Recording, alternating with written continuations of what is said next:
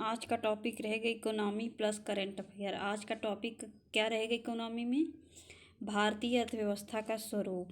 चलिए शुरू करते हैं। पहला क्वेश्चन, भारत की अर्थव्यवस्था कैसी है? पिछड़ी, विकसित, विकासशील, अल्प विकसित। तो इसमें से कौन सा सही होगा? भारत की अर्थव्यवस्था कैसी है? विकासशील।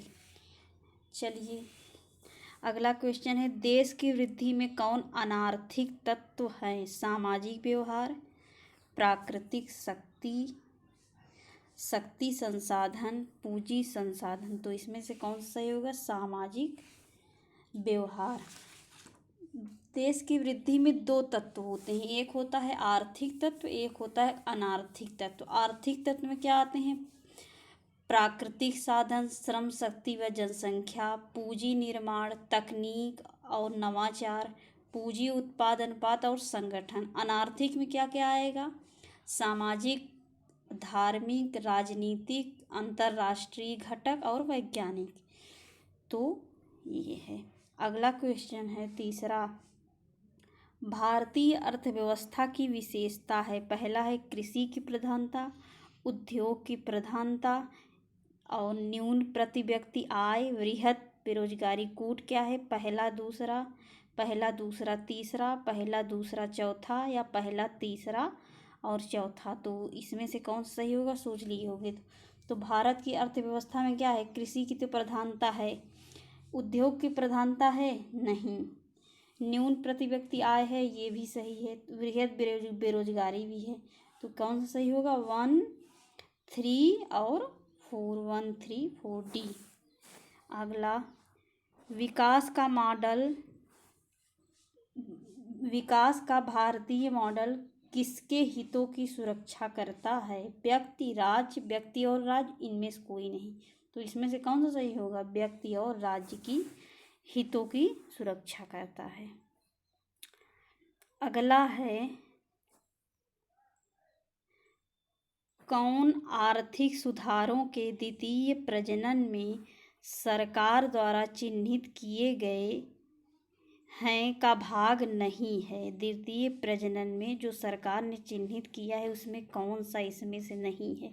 तेल के क्षेत्र में सुधार, सार्वजनिक क्षेत्रों में सुधार, न्यायिक प्रणाली में सुधार और शासकीय एवं सार्वजनिक संस्थानों में सुधार। तो इसमें से कौन सा सही होगा? न्यायिक प्रणाली में सुधार, ये भाग नहीं सरकार ने चिन्हित किया है। अगला, कौन सी विशेषताएं भारतीय व्यवस्था को विकासशील श्रेणी में दर्शाती हैं?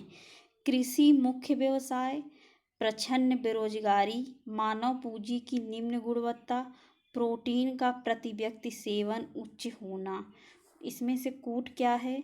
1, 2, 1, 4, 1, 3, 1, 2, 3। तो चलिए देखते हैं क्या है विशेषता विकासशील की। कृषि मुख्य व्यवसाय, ये सही है। प्रच्छन्न बेरोजगारी भी दिखाई देती है, मानव पूंजी की निम्न गुणवत्ता भी है, प्रोटीन की प्रति व्यक्ति सेवन उच्च होना, ये गलत है। तो कौन सा सही होगा? 1, 2, 3, कौन सा? डी। अगला देखेंगे, भारत में नियोजित अर्थव्यवस्था आधारित है। गांधीवादी व्यवस्था, समाजवादी व्यवस्था, पूंजीवादी व्यवस्था, मिश्रित अर्थव्यवस्था। तो नियोजित अर्थव्यवस्था किस पे निर्धारित है? मिश्रित अर्थव्यवस्था पर। मिश्रित अर्थव्यवस्था का क्या अर्थ होता है? कि जहां राष्ट्रीय अर्थव्यवस्था में सार्वजनिक क्षेत्र के साथ साथ निजी क्षेत्र का भी विद्यमान हो, तो उसे कैसे हैं? मिश्रित अर्थव्यवस्था। अर्थात निजी और सार्वजनिक दोनों क्षेत्रों की जहां विद्यमानता होगी वही होती है मिश्रित अर्थव्यवस्था। यह सत्य होगा कि भारत को परिभाषित किया जाए, किसमें परिभाषित किया जाए? एक खाद्य की कमी वाली अर्थव्यवस्था के रूप में, एक श्रम आधिक्य वाली अर्थव्यवस्था के रूप में, एक व्यापार आधिक्य वाली अर्थव्यवस्था में, एक पूंजी आधिक्य वाली अर्थव्यवस्था में। तो किसमें आप परिभाषित करेंगे?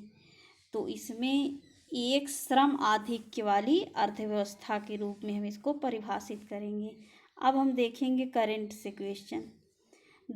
ये काफ़ी चर्चा में रहा। दुर्लभ धातु वैनेडियम किस भारतीय राज्य में पाया गया? असम, मेघालय, नागालैंड, अरुणाचल प्रदेश। तो कहाँ पाया गया? अरुणाचल प्रदेश में। हाल ही में किस देश ने अपने राष्ट्रगान में एक शब्द बदल दिए? तो किसने बदल दिए? ऑस्ट्रेलिया ने। अब हम देखेंगे प्रमुख समितियां एवं आयोग और किस सन में स्थापना हुई, इससे क्वेश्चन हर बार बनते हैं। महालनोबिस समिति 1960 में, ये किससे रिलेटेड है? आय वितरण का आकलन। खुसरो समिति 1989 में, ये किससे संबंधित है? कृषि एवं ग्रामीण साख। दांतेवाला समिति 1969 में, ये बेरोजगारी के अनुमान से रिलेटेड है। सरकारिया आयोग 1983, केंद्र राज्य संपर्क संबंध। गाइपोरिया समिति 1990 में, बैंकिंग सेवा सुधार। गोस्वामी समिति 1993 में, औद्योगिक रुग्णता। नरसिम्हम समिति 1991 में, वित्तीय सुधार। राजा चलैया समिति 1991 में, कर सुधार। जानकी रमन समिति 1992 में, प्रतिभूति घोटाला। मल्होत्रा समिति 1993 में, बीमा सुधार। भंडारी समिति 1994 में, केंद्रीय ग्रामीण बैंकों की पुनर्संरचना। आबिद हुसैन समिति 1995 में, लघु उद्योग। ये जिसमें स्टार लगा है ये मोस्ट इम्पॉर्टेंट है। मीरा सेठ समिति 1997 में, हथकरघा से विकास। महाजन समिति 1997 में, चीनी उद्योग से रिलेटेड है। तारापुर समिति 1997 में ये भी आई, रुपए की पूंजी खाते में परिवर्तनीयता संबंधित है। सुरेश तेंदुलकर समिति 2005 में आई, गरीबी आकलन से संबंधित है।